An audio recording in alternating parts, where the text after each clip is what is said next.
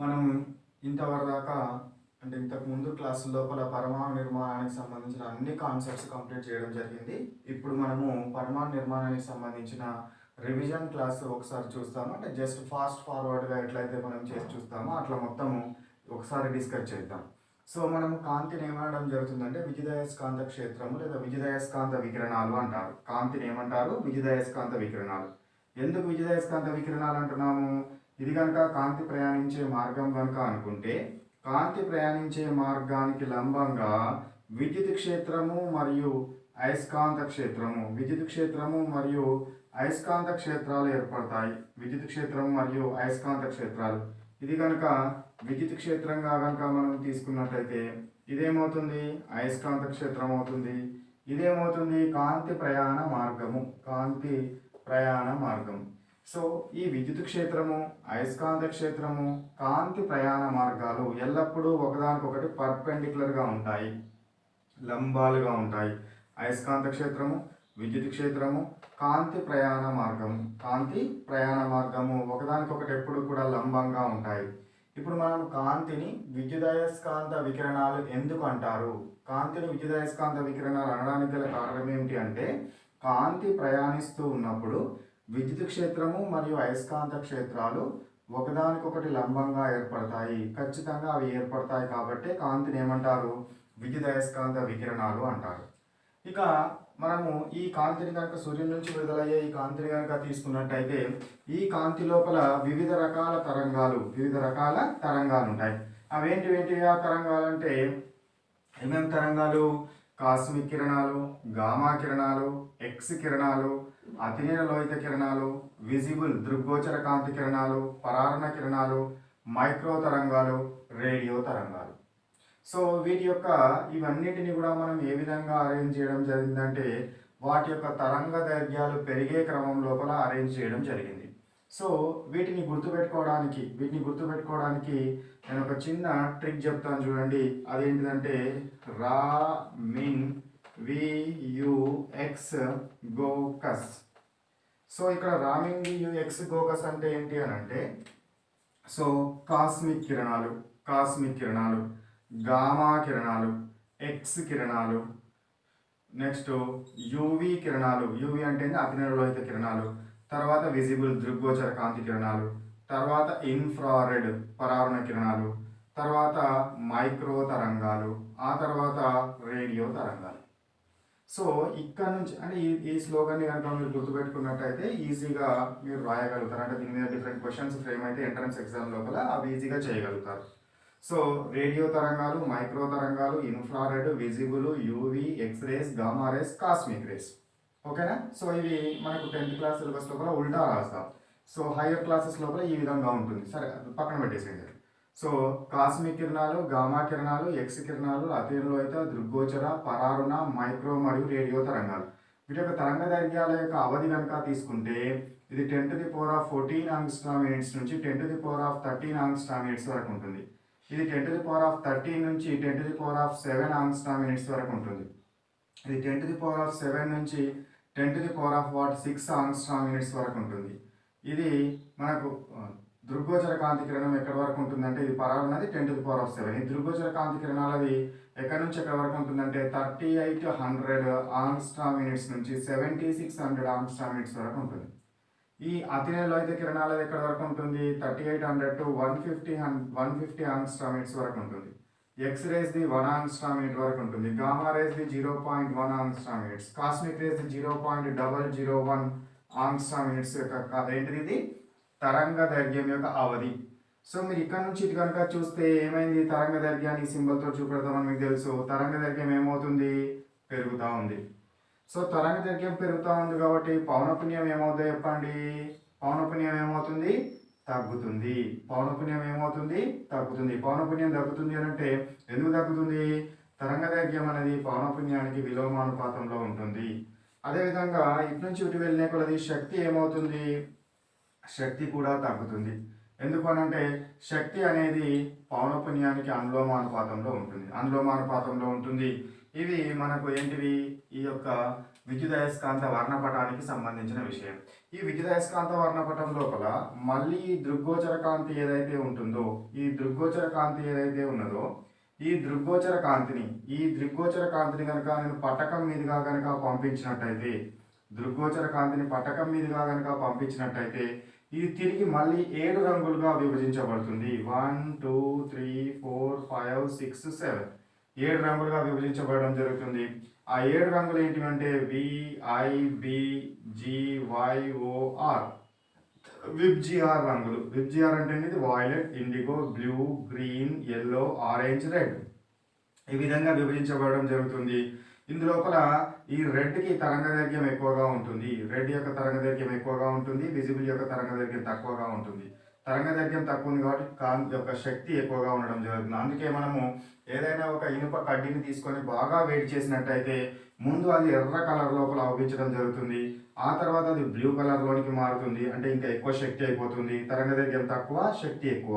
అదేవిధంగా బ్లూని ఇంకా వేడి చేస్తే అది వైలెట్ కలర్లోనికి మారుతుంది, ఇంకా వేడి చేస్తే తెలుపు రంగులోనికి మారిపోవడం జరుగుతుంది. ఎందుకు అనంటే దాని యొక్క తరంగదైర్ఘ్యం తగ్గుతూ శక్తి అనేది పెరుగుతుంది. తరంగదైర్ఘ్యం తగ్గి శక్తి పెరగడం వలన ఈ విధంగా కలర్స్ లోపల మార్పు అనేది రావడం జరుగుతుంది. ఇందులోపల నీకు ఏమేమి వచ్చినాయి చూడండి. 7 కలర్స్ ఉన్నాయి. 1 2 3 4 5 6 7. ఏంటి తరంగదైర్ఘ్యం ఇటు పెరిగే రేంజ్లో ఉంది కాబట్టి R ఇక్కడ పెట్టుకోవాలి. VIBGYOR, VIBGYOR colours. ఇవి మనకు ఏంటివి, దీనికి విద్యుదయస్కాంత వర్ణపటానికి సంబంధించిన విషయం. ఓకేనా. కాంతి వేగము, కాంతి పౌనఃపున్యము, తరంగదైర్ఘ్యం. కాంతి వేగం అంటే ఏంటిది? జనరల్గా మనం వేగానికి ఇచ్చే డెఫినేషన్ ఇస్తాం. ఒక సెకండ్ కాలంలో కాంతి ప్రయాణించిన దూరాన్ని ఏమంటాము? కాంతి వేగము అంటారు. దీన్ని C చేత చూపిస్తాము. C is equal to what? 3 into 10 to the power of 8 meters per second or 3 into 10 to the power of 10 centimeters per second. So ఇది కాంతి వేగం. ఒక సెకండ్ కాలంలో కాంతి ప్రయాణించిన దూరాన్ని కాంతి వేగము అంటారు. దాని విలువ 3 into 10 to the power of 8 meters per second or 3 into 10 to the power of 10 centimeters per second. ఇక కాంతి పౌనఃపున్యం అంటే ఏంటిది? ఒక సెకండ్ కాలంలో ఒక బిందువును దాటిపోయే తరంగాల యొక్క సంఖ్యను ఏమంటారు? పౌనఃపున్యము అంటారు. ఒక సెకండ్ కాలంలో ఒక బిందువును దాటిపోయే తరంగాల యొక్క సంఖ్యను, కాంతి తరంగాల యొక్క సంఖ్యను మనం పౌనఃపున్యంగా తీసుకోవడం జరుగుతుంది. పౌనఃపున్యం దీన్ని న్యూ చేత చూపించడం జరుగుతుంది. దీని యొక్క ప్రమాణాలు ఏంటివంటే హెర్ట్జ్లో చూపిస్తాము, లేదా cycles per second or cycles per మినిట్లలో చూపించడం జరుగుతుంది. ఎక్కువగా వినియోగించేది హెర్ట్జ్లను ఉపయోగిస్తాము. ఇక తరంగదైర్ఘ్యం అంటే ఏంటంటే కాంతి ప్రయాణిస్తూ ఉన్నప్పుడు ఇట్లా తిర్యక్ తరంగ రూపంలో కాంతి ప్రయాణించడం జరుగుతుంది. వీటిని ఏమంటారంటే, వీటిని శృంగాలు అంటారు, వీటిని ఏమంటారు? ద్రోణులు అంటారు. సో 2 వరుస శృంగాల మధ్య దూరం కానీ లేదా 2 వరుస ద్రోణుల మధ్య దూరాన్ని కానీ దేనిగా తీసుకుంటాము? తరంగదైర్ఘ్యంగా తీసుకుంటాము. 2 వరుస శృంగాల మధ్య దూరం కానీ లేదా 2 వరుస ద్రోణుల మధ్య దూరాన్ని కానీ తరంగదైర్ఘ్యంగా తీసుకోవడం జరుగుతుంది. దీన్ని లాంబ్డా చేత చూపిస్తాము. దీని యొక్క ప్రమాణాలను ఆంగ్స్ట్రామ్ యూనిట్స్ కానీ లేదా నానోమీటర్స్ కానీ లేదా పీకోమీటర్స్లో చూపించడం జరుగుతుంది. 1 angstrom unit is equal to what? 10 to the power of -10 మీటర్లు లేదా 10 to the power of -8 centimetres. ఓకేనా. Nanometres 10 to the power of -9 metres, picometres 10 to the power of -12 metres. వీటి మధ్య సంబంధాన్ని కనుక చూసుకున్నట్టయితే C is equal to what? Nu lambda. C is equal to what? Nu lambda. Nu is equal to what? Nu is equal to C by lambda అవుతుంది. C అనేది స్థిరాంకం కాబట్టి మనం ప్రపోర్షనాలిటీ సింబల్ పెట్టుకోవచ్చు ఈజ్ ఈక్వల్ టు తీసేసినప్పుడు. కాబట్టి న్యూ1 by న్యూ2 ఈజ్ ఈక్వల్ టు ఏమవుతుంది? λ2 బై λ1 అవుతుంది. అదేవిధంగా నెక్స్ట్ వచ్చేసి ఇప్పుడు లాంబ్డా ఈజ్ ఈక్వల్ టు రాసినాం అనుకోండి. Lambda is equal to 1 by nu. So న్యూకి లాంబ్డాకి రిలేషన్ ఇది. మరి న్యూ అనేది ఎనర్జీకి ప్రపోర్షనల్గా ఉంటుందన్న విషయం మనకు తెలుసు కాబట్టి న్యూ1 బై న్యూ2 ఈజ్ ఈక్వల్ టు ఏమవుతుంది? E1 బై E2 అవుతుంది. కాబట్టి ఇవన్నీ ఈ ఈక్వేషన్స్ అన్నిటిని కలిపి రాస్తే సో న్యూ1 బై న్యూ2 is equal to E1 by E2 రాయొచ్చు, is equal to what? λ2 by λ1గా మనము రాయవచ్చు. ఏమైనా ప్రాబ్లమ్స్ కనుక ఇస్తే వాటిని బేస్గా చేసుకొని చేయడం జరుగుతుంది. C is equal to nu lambda అనేది ఏంటిది మనకు ఈ యొక్క ఈ మూడింటి మధ్య సంబంధం. ఈ మూడింటి మధ్య సంబంధం.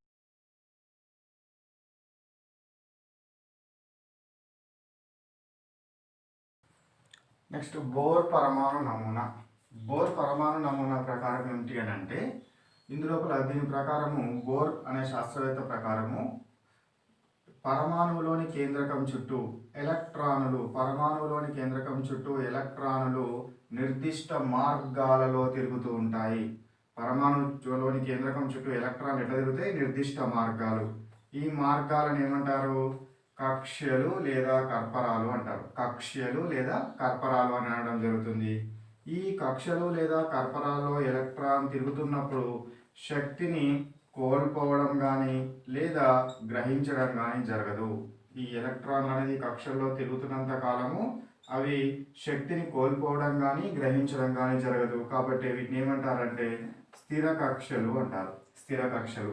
ఈ ప్రతిపాదించడం వల్లనే పరమాణు యొక్క స్థిరత్వాన్ని ఎక్స్ప్లెయిన్ చేయడం జరిగింది. ఇంతకుముందు రూథర్ఫర్డ్ పరమాణు నమూనా లోపల స్థిర కక్షలు అనే భావన లేదు కాబట్టి అవి ఎలక్ట్రాన్లు తిరుగుతూ ఉన్నప్పుడు శక్తిని కోల్పోయి కేంద్రకంలో పడిపోయి కేంద్రకం పరమాణు విచ్ఛిన్నం కావాలి. ఇక్కడ స్థిరంగా ఉంటుందని ప్రతిపాదించడం వలన శక్తిని కోల్పోవడము గ్రహించడం జరగదు కాబట్టి కేంద్రకంలో పడిపోదు. ఈ స్థిర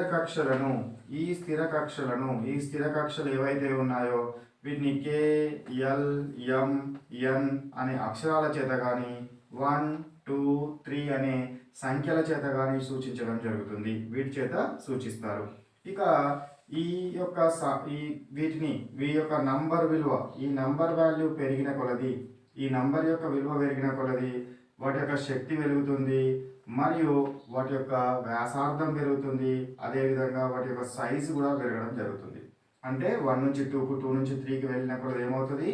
వాటి యొక్క శక్తి విలువలు పెరగడం జరుగుతుంది. శక్తి విలువలు పెరుగుతాయి. కాబట్టి ఏం రాయొచ్చు నేను? E1 is less than, E2 is less than, E3 is less than dash dash డాష్గా రాస్తాం. కానీ రెండు వరుస కర్పరాల మధ్య మాత్రం శక్తి భేదము తగ్గుతుంది. E2 minus E1 is less than E3 minus శక్తి భేదం తగ్గుతుంది. Greater than E3 minus E2 is greater than E4 minus E3గా ఉండడం జరుగుతుంది. సో ఇదైతే గుర్తుపెట్టుకోండి, ఇది అంత అవసరం లేదు. కానీ శక్తి అనేది ఏమవుతుంది? పెరుగుతూ ఉంటుంది.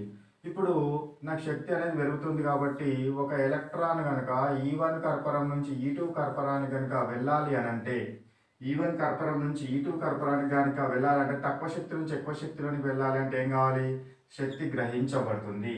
శక్తి గ్రహిస్తుంది. ఇక్కడ నుంచి ఇక్కడికి వెళ్ళాలంటే ఆ గ్రహించబడే శక్తి దేనికి ఈక్వల్గా ఉంటుంది?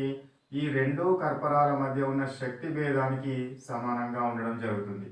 ఒకవేళ అది కనుక పైనుంచి కిందికి కనుక వస్తే అప్పుడు ఏమవుతుంది? ఈ యొక్క శక్తి అనేది విడుదల అవుతుంది. ఎక్కువ నుంచి తక్కువ వస్తుంది కాబట్టి విడుదల అవుతుంది. విడుదలయ్యే శక్తి అయినా కూడా రెండు కర్పరాల యొక్క శక్తి భేదానికి సమానంగా ఉండడం జరుగుతుంది. అయితే ఇక్కడ నుంచి ఇక్కడికి ఎలక్ట్రాన్ అనేది తక్కువ శక్తి కర్పరంలో నుంచి ఎక్కువ శక్తి కర్పరంలోనికి వెళ్ళినప్పుడు దాని యొక్క శక్తి అనేది పెరుగుతుంది. శక్తి కనుక పెరిగితే స్థిరత్వం తగ్గుతుంది. స్థిరత్వం కనుక తగ్గుతుంది కాబట్టి తిరిగి అదేమవుతుంది? మళ్ళీ భూస్థాయిలోనికి వస్తుంది, కింది శక్తి స్థాయిలోనికి వస్తుంది. కింది శక్తి స్థాయిలోనికి వచ్చినప్పుడు ఏమవుతుంది? శక్తి విడుదలవుతుంది. విడుదలయ్యే శక్తి ఏ రూపంలో విడుదలవుతుంది? కాంతి రూపంలో విడుదలవుతుంది. ఈ కాంతి రూపంలో విడుదలయ్యే శక్తిని నేను పటకం మీదుగా కనుక పంపించినట్టయితే నాకు వర్ణపటం ఏర్పడడం జరుగుతుంది. ఇది అంటే ఈ పాయింట్ వర్ణపటాన్ని ఎక్స్ప్లెయిన్ చేయడం జరుగుతుంది. ఇంతకుముందు బోర్ పరమాణు నమూనా వర్ణపటాన్ని ఎక్స్ప్లెయిన్ రూథర్ఫర్డ్ పరమాణు నమూనా వర్ణపటాన్ని ఎక్స్ప్లెయిన్ చేయలేకపోయింది. ఎందుకు? అక్కడ రూథర్ఫర్డ్ ప్రకారము ఎట్లాంటి వర్ణపటం వస్తుంది? మనకు కంటిన్యూస్ వర్ణపటం వస్తుంది. కానీ యాక్చువల్గా పరమాణువుది డిస్కంటిన్యూయస్. కాబట్టి ఇక్కడ ఈ విధంగా డిస్కంటిన్యూయస్ వర్ణపటం రావడానికి గల కారణం ఏమిటి అంటే డిఫరెంట్ శక్తి స్థాయిలో నుంచి ఎలక్ట్రాన్లు దూకడము. ఇక నెక్స్ట్, ఎలక్ట్రాన్లు వృత్తాకార మార్గాల్లో తిరుగుతూ ఉన్నాయి కాబట్టి తప్పనిసరిగా కోణీయ ద్రవ్యవేగం కలుగుతుంది. ఆ కోణీయ ద్రవ్యవేగం యొక్క విలువ h/2πకి ఏముంటుంది? సరళ పూర్ణాంకాలుగా ఉంటుంది. h/2πకి సరళ పూర్ణాంకంగా ఉంటుంది. nh/2π అంటే n = 1, 2, 3, 4 డాష్ డాష్ డాష్గా ఉంటుంది. n నెవర్ బి ఫ్రాక్షన్ అంటే p/q గా ఉండదు. 1/2, 3/4 ఇట్లా అనేది ఉండదు. సో ఇవి మనకు బోర్ పరమాణు నమూనాకి సంబంధించిన ముఖ్యాంశాలు. బోర్ పరమాణు నమూనాకి సంబంధించిన ముఖ్యాంశాలు. అయితే ఇందులో చిన్న చిన్న లోపాలు ఉన్నాయి. ఏంటి లోపాలు అని అంటే, బోర్ పరమాణు నమూనా ప్రకారము డిమెరిట్స్, లోపాలు ఏంటివి అని అంటే, బోర్ పరమాణు నమూనా హైడ్రోజన్ వర్ణపటము లేదా హైడ్రోజన్ వంటి ఒక ఎలక్ట్రాన్ను కలిగి ఉన్న హీలియం +1 కానీ లిథియం +2 కానీ ఇట్లాంటి అయాన్ల యొక్క వర్ణపటాన్ని వివరించగలిగింది, కానీ ఎక్కువ ఎలక్ట్రాన్లు ఉన్న వర్ణపటాలను వివరించలేదు. నెక్స్ట్ది, ఇది సూక్ష్మ వర్ణపటాన్ని వివరించడంలో విఫలమైనది. సూక్ష్మ వర్ణపటం అంటే ఏంది? ఏదైనా ఒక వర్ణపట రేఖను తీసుకొని దాని విద్యుత్ క్షేత్రంలో అయస్కాంత క్షేత్రంలో ఉంచితే అది సూక్ష్మ రేఖలుగా విడిపోతుంది, ఇంకా చిన్న రేఖలుగా విడిపోతుంది. దాన్ని వివరించలేదు. నెక్స్ట్ది, జీమన్ ఫలితాన్ని అదేవిధంగా స్టార్క్ ఫలితాన్ని వివరించలేకపోయింది. జీమన్ ఫలితం అంటే ఇట్లా విడిపోవడం, అయస్కాంత క్షేత్రంలో ఒక వర్ణపట రేఖ అనేక వర్ణపట రేఖలుగా అయస్కాంత క్షేత్రంలో విడిపోవడాన్ని జీమన్ ఫలితం అంటారు. విద్యుత్ క్షేత్రంలో ఒక వర్ణపట రేఖ అనేక రేఖలుగా విడిపోవడాన్ని స్టార్క్ ఫలితం అంటారు. ఇక కోణీయ ద్రవ్య వేగం క్వాంటీకరణం చెందుతుందని చెప్పింది, కానీ ఎందుకు క్వాంటీకరణం చెందుతున్న విషయాన్ని వివరించలేకపోయినాడు. అది డి బ్రోగ్లీ అనే సైంటిస్ట్ చెప్తాడు. ఇవి సో మనకు క్వాంటం సంఖ్యలు అంటే ఏంటి అంటే, పరమాణువులోని ఎలక్ట్రాన్ యొక్క ఖచ్చితమైన స్థానాన్ని తెలుసుకోవడానికి ఉపయోగపడే ఉపయోగపడే సంఖ్యలను ఏమంటారంటే క్వాంటం సంఖ్యలు అంటారు. అంటే ఒక పరమాణువును వివరించడం కోసం అవసరమయ్యే సంఖ్యాత్మక విలువలనే క్వాంటం సంఖ్యలు అంటారు.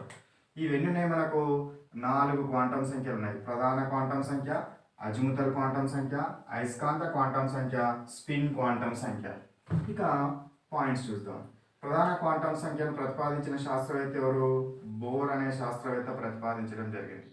కోణీయ ద్రవ్యవేగ క్వాంటం సంఖ్యను ఎవరు ప్రతిపాదించినారు? సోమర్ఫీల్డ్ అనే సైంటిస్ట్ ప్రతిపాదించడం జరిగింది. అయస్కాంత క్వాంటం సంఖ్యను ఎవరు ప్రతిపాదించినారు? లాండే అనే శాస్త్రవేత్త ప్రతిపాదించినాడు.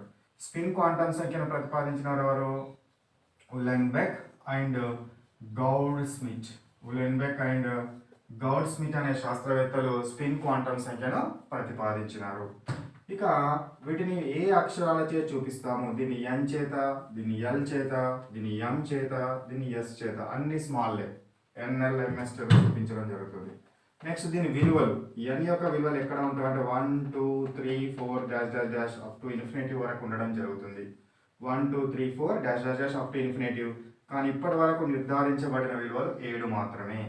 నెక్స్ట్ ఇది అజిముతల్ క్వాంటం సంఖ్య. సో దీన్ని కనుక ఎల్ యొక్క విలువలు కనుక తీసుకుంటే 0 నుంచి n-1 వరకు ఉంటాయి. 0 నుంచి n-1 వరకు ఉంటాయి. ఇక అయస్కాంత క్వాంటం సంఖ్య విలువలు -l నుంచి +l వరకు 0 తోటి కలుపుకొని 2l+1 విలువలు ఉంటాయి. -l నుంచి +l వరకు 0 తోటి కలుపుకొని మొత్తం ఎన్ని విలువలు ఉంటాయి? 2l+1 విలువలు ఉంటాయి. స్పిన్ క్వాంటం సంఖ్య యొక్క విలువలు 2 విలువలు, +, -, అనే 2 విలువలు ఉండడము జరుగుతుంది. ఇక ఈ ప్రధాన క్వాంటం సంఖ్యను కనుక తీసుకున్నట్టయితే, ఈ ప్రధాన క్వాంటం సంఖ్య యొక్క విలువలు మనకు వేరే ఏ క్వాంటం సంఖ్య మీద డిపెండ్ అవుతావా? Not depends. డిపెండ్ అనేది కాదు, ఆధారపడవు. ఇంకొక క్వాంటం సంఖ్యల యొక్క విలువల మీద ఆధారపడవు.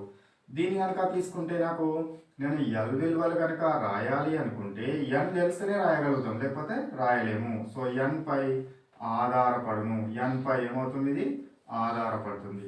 సో దీని యొక్క విలువలు రాయాలంటే నాకు ఎం విలువలు కనుక రాయాలంటే ఎల్ విలువలు తెలిస్తేనే ఎం విలువలు అనేది రాస్తాం. ఇక్కడ -l నుంచి +l కాబట్టి సో ఇది ఎల్ మీద ఆధారపడుతుంది, ఎల్ పై ఆధారపడుతుంది. ఇది ఏ విలువల మీద ఆధారపడుతుందా? +, ఏ విలువల మీద ఆధారపడదు, నాట్ డిపెండ్స్. నెక్స్ట్ ఇది ఏం చెప్తుంది మనకు? పరమాణుకి సంబంధించిన ఏ విషయాన్ని వివరిస్తుంది అని అంటే, ఎలక్ట్రాన్కి సంబంధించిన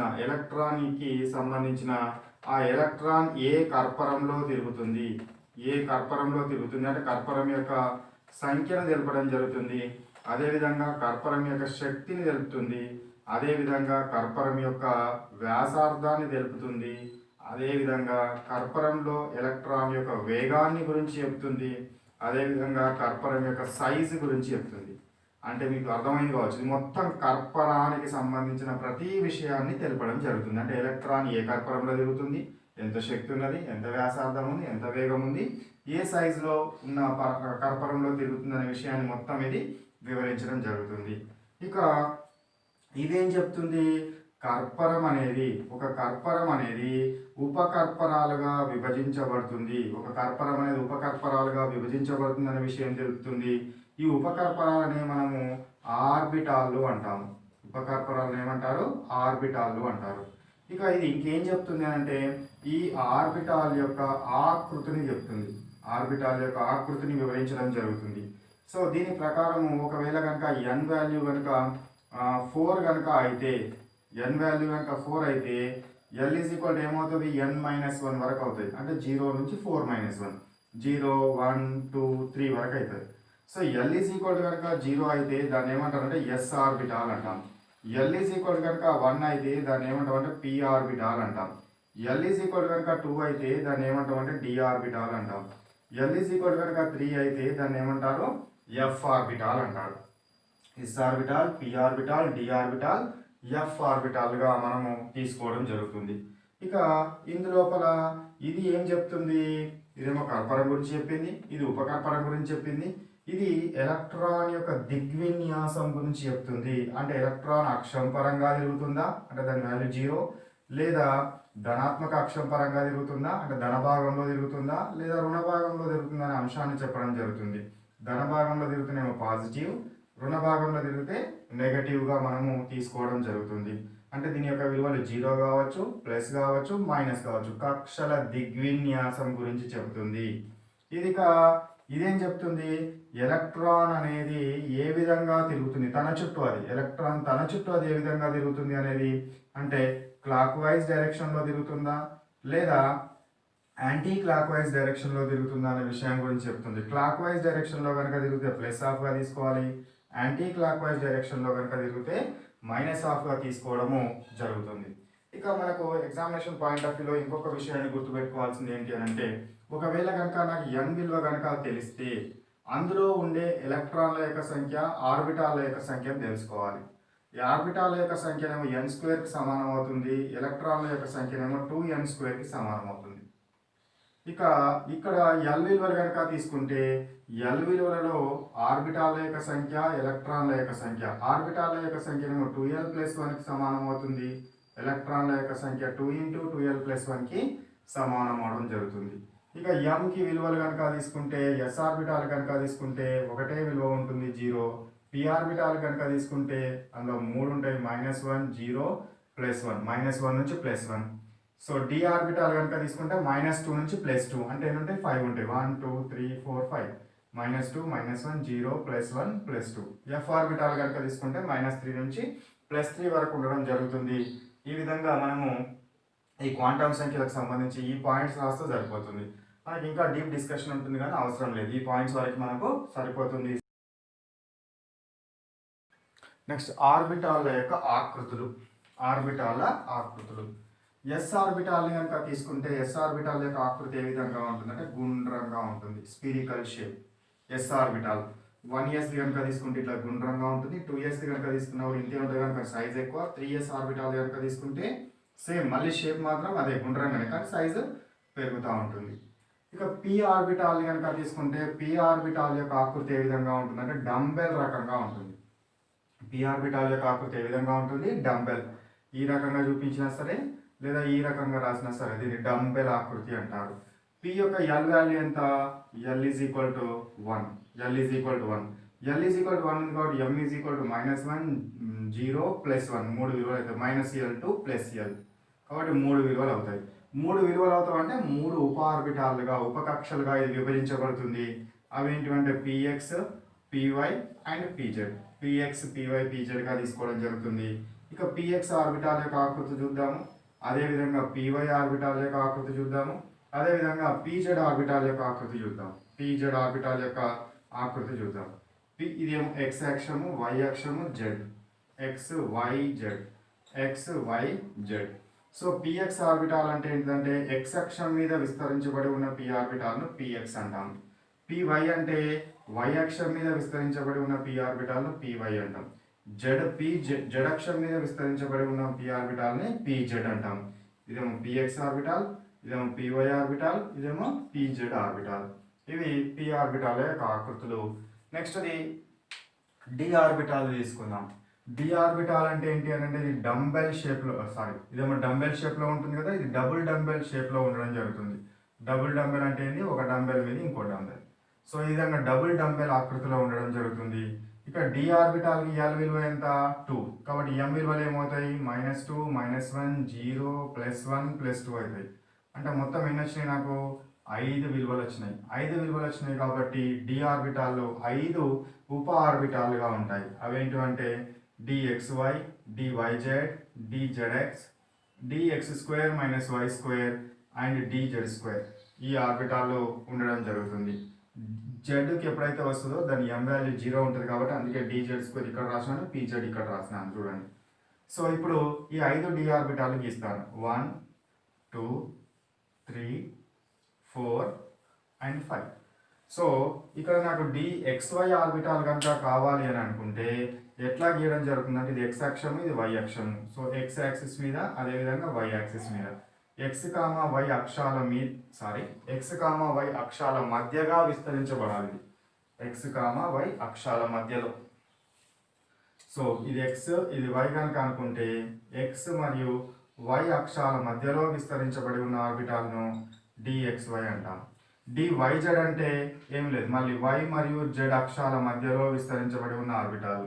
మనకు గీయడంలో ఏంటంటే ఈ రెండింటి మధ్య yకి z మధ్య 2 ఎనిమిదిలు గీస్తే సరిపోతుంది, 8 నెంబర్ లాగా గీయాలి.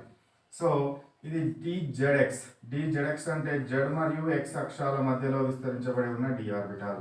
ఇక dxy అంటే x మరియు y అక్షం మీద విస్తరించబడి ఉన్న ఆర్బిటాల్.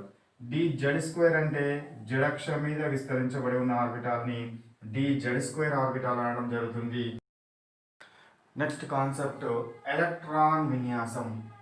ఎలక్ట్రాన్ విన్యాసం అంటే ఏంటి అని అంటే భూస్థాయిలో ఉన్న కర్పరాలలోకి ఎలక్ట్రాన్లను పంపిణీ చేయడాన్ని, భూస్థాయిలో ఉన్న కర్పరాల్లోకి ఎలక్ట్రాన్ల పంపిణీని ఏమనడం జరుగుతుందంటే ఎలక్ట్రాన్ విన్యాసము అంటారు. ఈ ఎలక్ట్రాన్ విన్యాసం కనుక మనం రాయాలి అని అంటే తప్పనిసరిగా మనకేం తెలవాలి అంటే వాటి యొక్క శక్తి విలువలు తెలవాలి. అంటే ఎలక్ట్రాన్ విన్యాసం, ఎలక్ట్రాన్లు ఎట్లా పోతాయి అని అంటే ఆర్బిటాల యొక్క శక్తి పెరిగే క్రమం లోపల నిండడం జరుగుతుంది. అంటే ముందు తక్కువ శక్తి, తర్వాత ఎక్కువ శక్తి, ఈ విధంగా శక్తి పెరిగే క్రమం లోపల ఎలక్ట్రాన్లు నిండుతాయి. కాబట్టి మనకు ఆర్బిటాల యొక్క శక్తి క్రమం తెలవాలి. ఆర్బిటాల యొక్క శక్తి క్రమం తెలవాలి అని అంటే మనము మాయిలర్ చిత్రపటం సహాయం చేత ఆర్బిటాల యొక్క శక్తి క్రమం తెలుసుకుంటాం. ఈ మాయిలర్ చిత్రపటాన్ని ఏ విధంగా గీయాలనేది చూద్దాం. ఫస్ట్ నెంబర్స్ వేయండి. 1 2 3 4 5 6 7 8 నెంబర్లు వేయండి. ఆ తర్వాత పైన ఒక నెంబర్, కింద ఒక నెంబర్ వదిలిపెట్టి మళ్ళీ అవే నెంబర్లు వేయండి. 2 3 4 5 6 7. పైన ఒక నెంబర్, కింద ఒక నెంబర్ వదిలిపెట్టి మళ్ళీ అవే నెంబర్లు వేయండి. 3 4 5 6. మళ్ళీ పైన ఒక నెంబర్, కింద ఒక నెంబర్ వదిలిపెట్టి అవే నెంబర్లు వేయండి. ఫస్ట్ అన్నీ కూడా yes ఆర్బిటాలు. 1s 2s 3s 4s 5s 6s 7s 8s.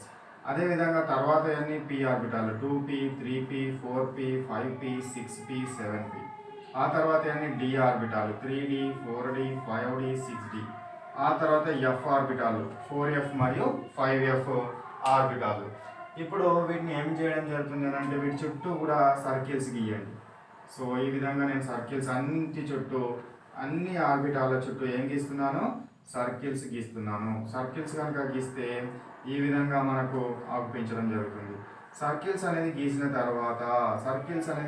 తర్వాత ఈ విధంగా మనము ఆర్బిటాలను కట్ చేసే విధంగా, అంటే ఆర్బిటాలను ఈ విధంగా క్రాస్ లైన్స్ మీద వచ్చే విధంగా గీసుకోండి. ఇట్లా కనుక గీస్తే నాకు ఈ విధంగా రావడం జరుగుతుంది.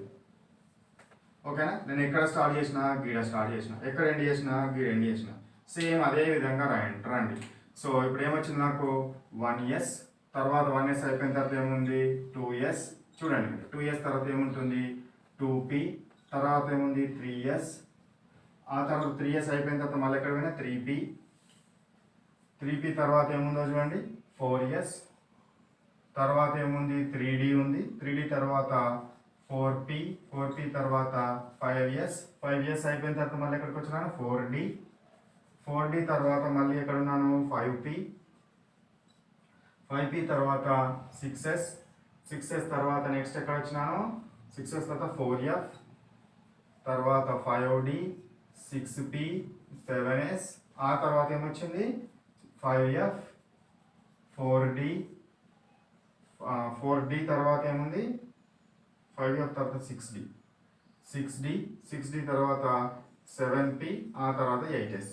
ఈ విధంగా ఆర్బిటాల్ లోపల ఎలక్ట్రాన్లను నింపేటప్పుడు మనం ఈ యొక్క శక్తి క్రమాన్ని మనం పాటించాలి. ఇప్పుడు ఫర్ ఎగ్జాంపుల్ నాకు అటామిక్ నెంబర్ ఏదో 12 ఉందనుకోండి. అటామిక్ నెంబర్ 12 ఉన్నదాన్ని ఎట్లా నింపాలి నేను ఫస్ట్ 1sలో ఎలక్ట్రాన్లను నింపాలి. ఎస్లో ఎన్ని పడతాయి మ్యాక్సిమంగా 2 పడతాయి. 12 కాకుండా 14 తీసుకోండి ఓకేనా 2 పడుతుంది.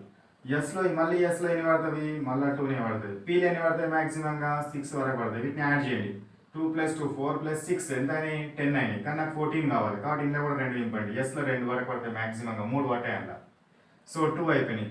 పీలు ఎన్ని పడతాయి నాకు ఇక్కడ 6 వరకు రాసుకోవచ్చు కానీ నాకు 6 అవసరం ఉన్నాయా లేవా చూసుకోండి. 2 + 2 4 + 6 12 + 2 ఎంత 4 + 6 10 + 2 12 14 కావాలి కాబట్టి ఇలా 6 బదులు 2 పెట్టుకుంటే సరిపోతుంది. 6 వరకు పెట్టుకోవచ్చు కానీ నాకు 2 పెట్టుకుంటే సరిపోతుంది.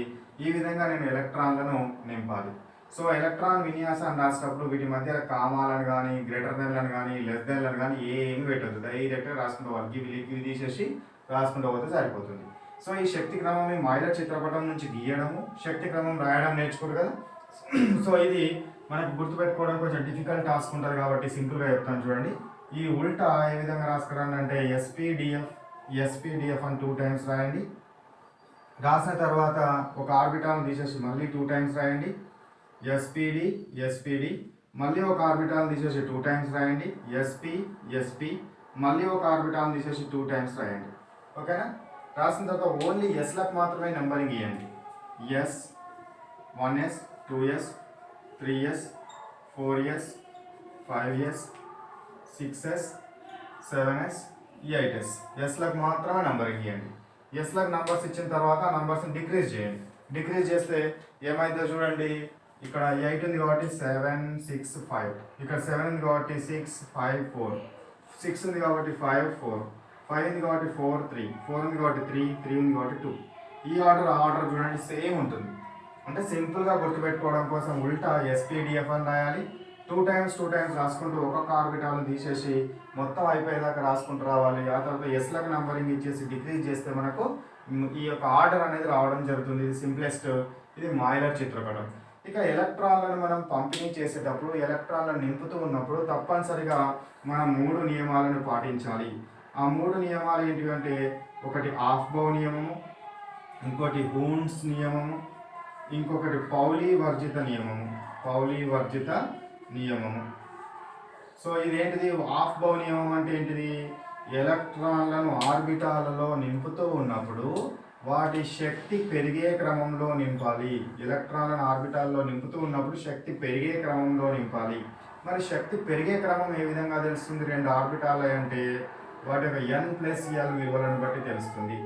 ఆఫ్బౌ నియమం ప్రకారం ఏంటిది శక్తి పెరిగే క్రమంలో నింపాలి. శక్తి పెరిగే క్రమం ఎట్లా తెలుస్తుంది? ఆర్బిటాల్ యొక్క n+l విలువల ప్రకారం తెలుస్తుంది. n+l విలువ కనుక ఎక్కువగా ఉంటే శక్తి ఎక్కువ ఉంటుంది. n+l విలువ కనుక తక్కువగా ఉంటే శక్తి తక్కువగా ఉండడం జరుగుతుంది. ఒకవేళ n+l విలువలు కనుక సమానమైతే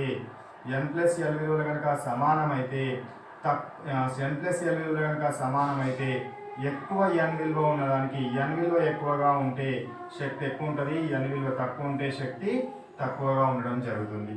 సో ఈ నియమాలను బేస్గా చేసుకొని మనము రాయడం జరుగుతుంది. ఫర్ ఎగ్జాంపుల్ ఏవైనా 2 ఆర్బిటాలు తీసుకోండి. 5p 6p తీసుకోండి. 5p అండ్ 6p తీసుకుంటే దీని n వాల్యూ ఏమో 5, l వాల్యూ ఎంత p ఆర్బిటాల్కి 1. ఇది n వాల్యూ 6, l వాల్యూ ఎంత p orbital s ఆర్బిటాల్కి l value ఎంత 0. కాబట్టి ఇప్పుడు 5 + 6 రెండు సమానంగా వచ్చినాయి. సమానంగా వచ్చినప్పుడు అప్పుడు ఏం చేయాలి? తక్కువ n విలువ ఉన్నదానికి తక్కువ శక్తి ఉంటుంది, ఎక్కువ n విలువ ఉన్నదానికి ఎక్కువ శక్తి ఉంటుంది. అందుకే 5p నిండినాక ఎలక్ట్రాన్ వెళ్ళబోతుంది 6sలోనికి వెళ్ళడం జరుగుతుంది. ఇక హూన్స్ నియమము.